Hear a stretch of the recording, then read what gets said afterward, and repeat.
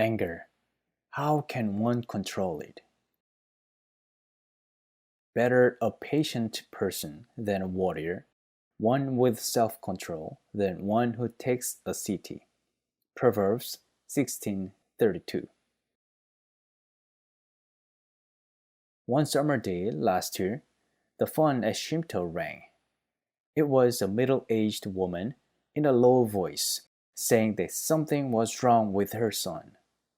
She loved her only son so much that she gave him anything and everything he wished for.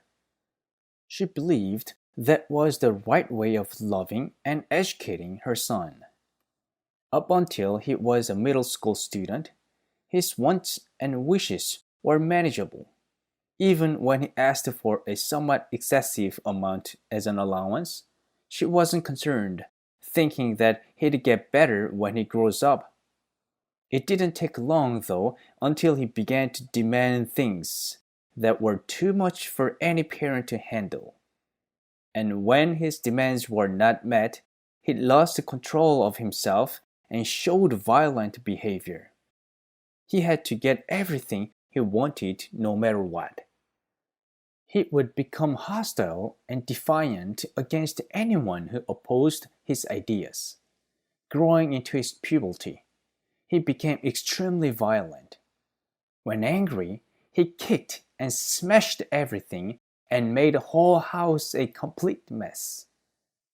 At last, in his first year in high school, he quit school, saying that he had no like-minded friends.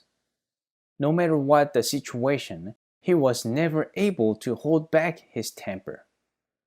So irritating! This one word from her son's mouth would make her heart sink, for it meant another round of violence. The parents tried every possible way, from scolding to reasoning and even to pleading with him, only to find out that they were all useless. He would go on a rampage until he was done venting. Meanwhile, all kinds of swear words would come out of his mouth. Years went by, yet his behavior only worsened, without showing any signs of improvement. And that violent boy voluntarily came to Shimto. He was in deep dismay and frustration. His eyes betrayed indescribable rage and hatred. It must not be easy to come all the way here from so far away. What made you decide to come here? I was told that I'd better to learn a way to control my mind if I came here. I see. Now, what is it that makes you angry? And who do you feel after getting angry?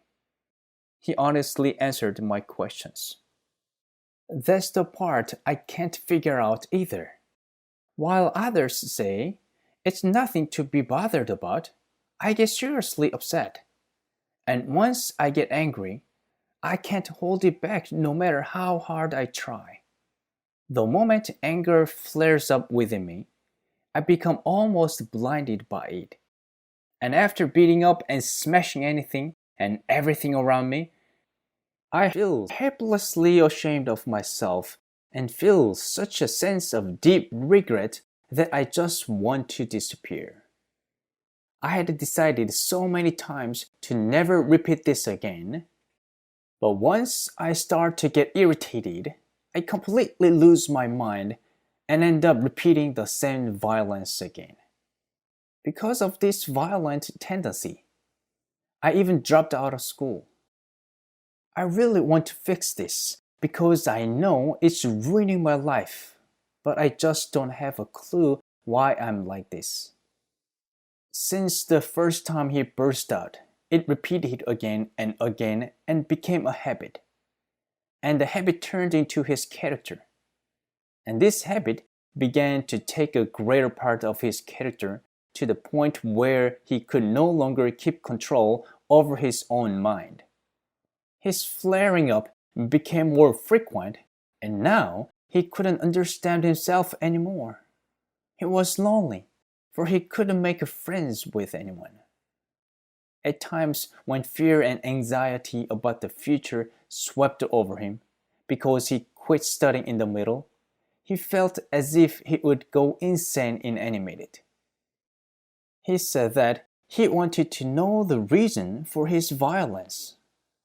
I told him that without a determined effort, his habit of losing his temper would be impossible to fix. I also told him that he must learn to take complete control over his thoughts, which is impossible without a thorough and desperate effort. I let him know that fixing such a habit is never easy, and it cannot be done in a short time, and that he must continuously win the fierce self-battle. Nodding his head, he said, "I know that better than anyone, because there's nothing I haven't tried in order to suppress my anger. You don't know how hard I've tried, but nothing worked. If it was possible for me to fix it myself, I wouldn't have come here. I'd beg in school instead." I felt as though it was now time to get to the point. Have you ever seen a shaman do a sword dance on the blade of a straw cutter? Not personally, but I've seen it on TV or in movies. Okay, so we call that being possessed by a god, because it is not done by their own power. Being riled up is the same. You'd think that you get angry by your own thoughts, but in fact, that's not true. Angry thoughts are not created in your mind. Instead, they come from an outer source. And the moment you choose to let those thoughts into your mind without resisting, the power of anger possesses your mind. It's the same principle as the shaman being possessed. And that evil power drives you to behave violently and out of your mind. And at the same time, there's another thought that comes into your mind. The thought that tells you to keep yourself from bursting out no matter how angry you are. So, whether to flare up or not really depends on your choice.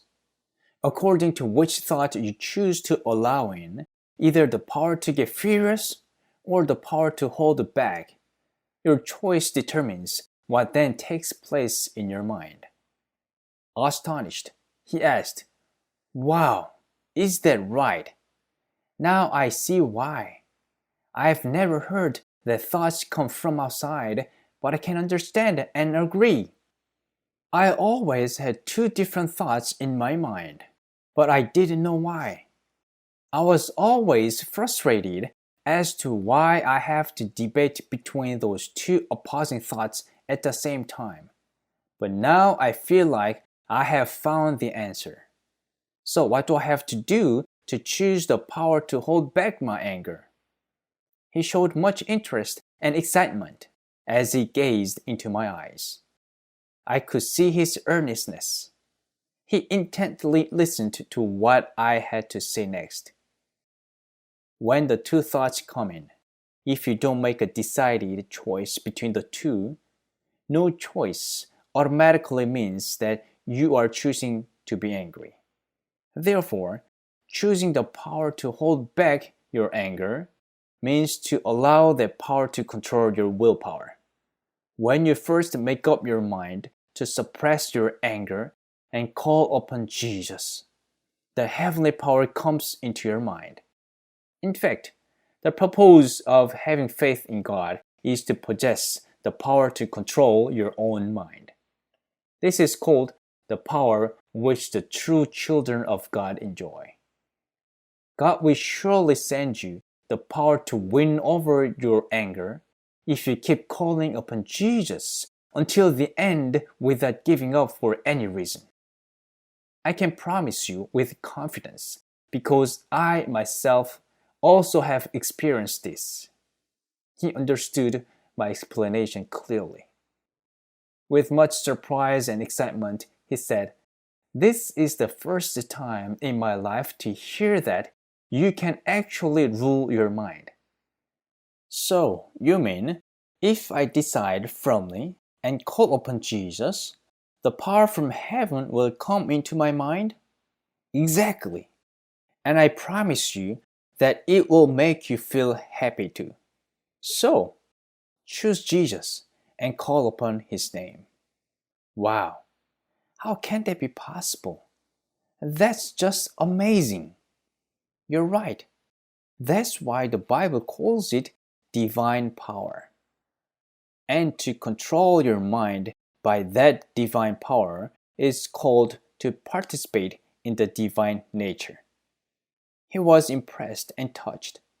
He decided that he must experience that divine power. He was excited. While at Shimto, he called upon Jesus countless times to win the battle against himself. The battle was so fierce that his face grew gaunt. And finally, the day came when he won the dramatic victory.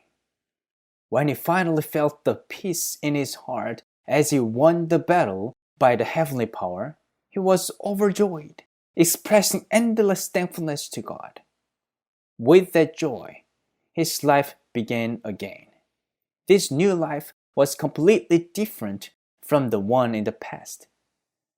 He is currently a college student who walks faithfully with God every day. I am praying that he will walk the path of faith until the end with all life's ups and downs.